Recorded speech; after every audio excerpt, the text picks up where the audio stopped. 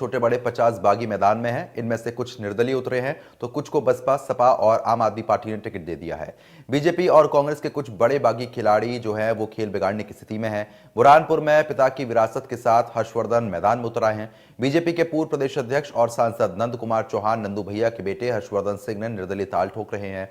वहीं सीधी में केदारनाथ शुक्ला को बीजेपी ने टिकट नहीं दिया तो नाराज केदारनाथ शुक्ला निर्दलीय चुनाव लड़ रहे हैं।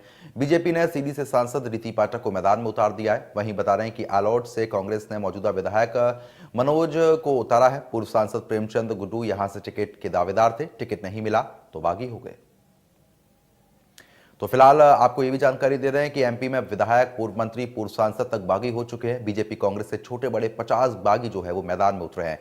कुछ निर्दलीय हैं तो किसी को सपा, बसपा और आम आदमी पार्टी ने टिकट दे दिया है। बता दें कि बुरहानपुर में हर्षवर्धन चौहान मैदान में हैं जो कि निर्दलीय हैं। चुनाव में निर्दलीय ताल ठोक रहे हैं हर्षवर्धन। बीजेपी के पूर्व प्रदेश अध्यक्ष नंद कुमार चौहान के बेटे हर्षवर्धन चौहान हैं।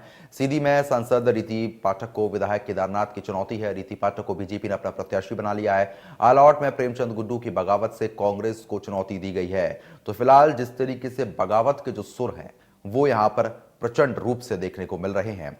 साफ तौर पर इसका सीधा असर चुनाव पर पड़ता हुआ नजर आएगा, क्योंकि बात किसी एक पार्टी की नहीं है। जो दो मुख्य पार्टी हैं उनके ही अगर इस तरीके से कार्यकर्ता, प्रत्याशी बागी हो जाएंगे तो आने वाले चुनाव पर इसका सीधा असर पड़ेगा।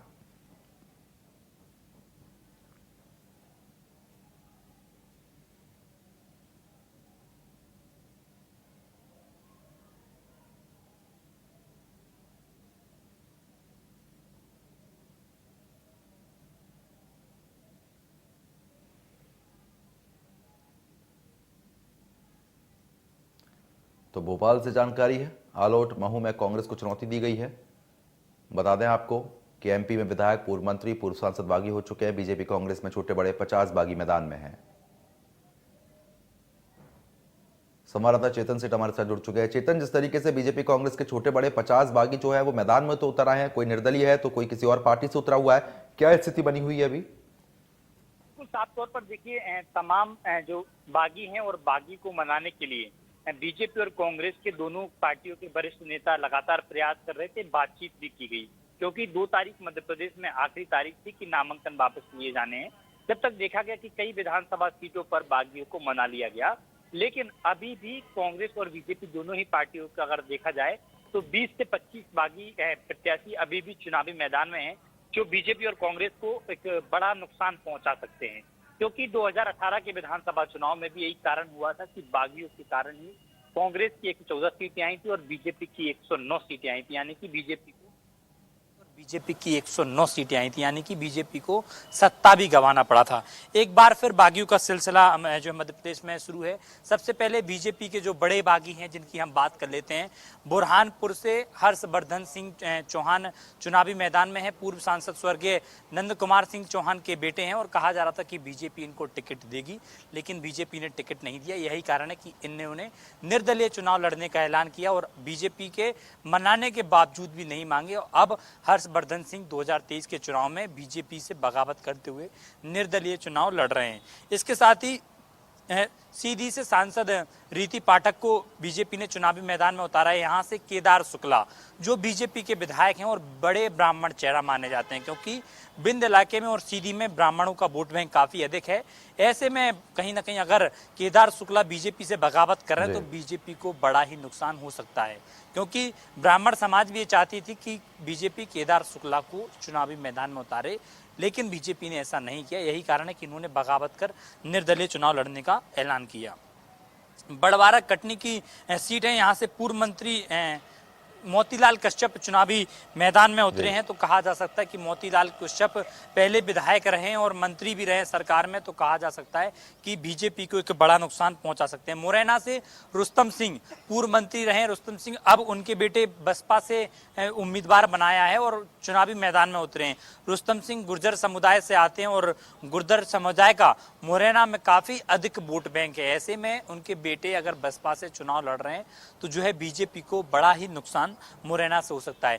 भिंड से वर्तमान में जो बीएसपी के विधायक थे संजीव कुशवाहा, 2021 में उन्होंने बीजेपी का दामन थाम लिया था, लेकिन 2023 के चुनाव में बीजेपी ने उन्हें टिकट नहीं दिया। यही कारण है कि उन्होंने बीजेपी से इस्तीफा देकर फिर एक बार बीएसपी में दामन थामा है और बीएसपी में 2023 के विधानसभा चुनाव लड़ते हुए नजर आएंगे। तो भिंड सीट से बीजेपी को बड़ा नुकसान इसलिए हो सकता है क्योंकि संजीव सिंह वर्तमान में बीएसपी के ही विधायक थे, लेकिन संभावना थी कि उन्हें बीजेपी टिकट देगी। यही कारण था कि वो बीजेपी में आए थे, लेकिन बीजेपी ने उन्हें फिर टिकट नहीं दिया, तो वापस से वो बीएसपी में चले गए और 2023 के चुनाव में अब बीएसपी से वो चुनावी मैदान में है।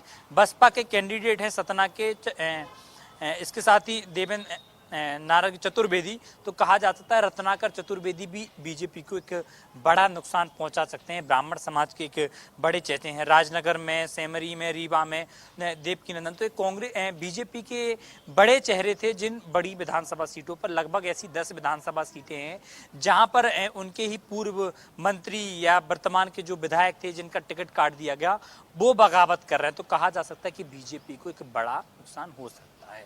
इसके साथ ही अगर हम कांग्रेस की बात करें तो नागौद में बसपा के बेस यादवेंद्र अब चुनावी मैदान में हैं। मऊ से अंतर सिंह दरबार के खिलाफ रामकिशोर को मुश्किलों में डाल सकते हैं। बिल्कुल चेतन, क्योंकि देखिए तमाम बड़े नेता है, लेकिन इस तरीके से हमने पहले भी देखने को मिला था कि अगर नंदू भैया की बात कर लेते हैं तो नंदू भैया की जो धर्मपत्नी है वो भी काफी नाराज हो गई थी। हर्षवर्धन चौहान की तरफ से भी प्रतिक्रिया आई थी।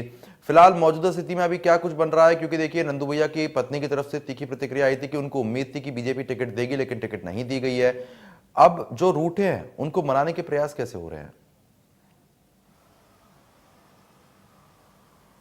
देखिए, रूठों को मनाने का प्रयास बीजेपी और कांग्रेस ने लगातार किया। 31 तारीख से 3 दिन का इनके पास वक्त था और 3 दिन तक दोनों ही पार्टियों ने मनाने का प्रयास किया। जिन नेताओं को मानना था वो उनमें से कई नेता मान गए, लेकिन अब मनाने का दौर खत्म हो गया, क्योंकि अब चुनाव चिन्ह आवंटित होने की प्रक्रिया मध्य प्रदेश में आज से शुरू हो गई है। तो अब कहा जा सकता है कि यही बागी जो अब बीजेपी और कांग्रेस से बगावत कर निर्दलीय या तमाम बीएसपी से, सपा से, आम आदमी पार्टी से, बिंद जनता पार्टी से, अलग अलग पार्टियों से जो चुनावी मैदान में है, तो दोनों ही पार्टियों को मुश्किल में डाल सकते हैं। क्योंकि 2018 के विधानसभा चुनाव में बीजेपी को लगभग 7-8 विधानसभा सीटों पर नुकसान हुआ था, जहां पर उनके ही बागी। चलिए ठीक है, बहुत बहुत शुक्रिया चेतन। रोकना चाहूंगा तमाम जानकारी हमारे साथ साझा करने के लिए। आगे बढ़ लेते हैं। उज्जैन के थाना नागझरी